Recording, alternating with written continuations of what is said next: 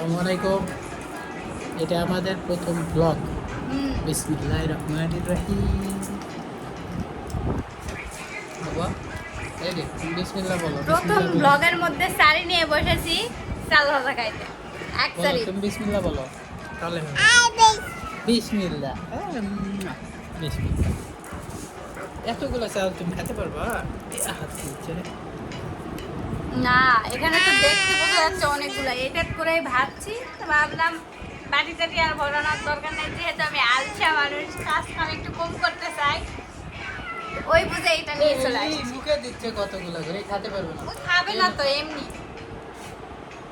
সমস্যা নাই, গলায় বাজবে না।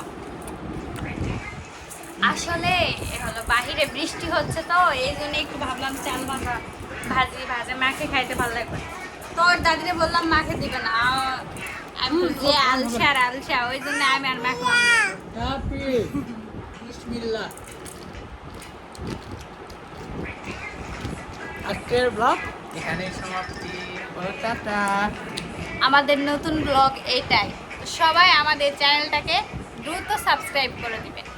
আল্লাহ হাফেজ। বলো আল্লাহ হাফেজ। হ্যাঁ, লাইক করেন লাইক। সবাই লাইক করবেন।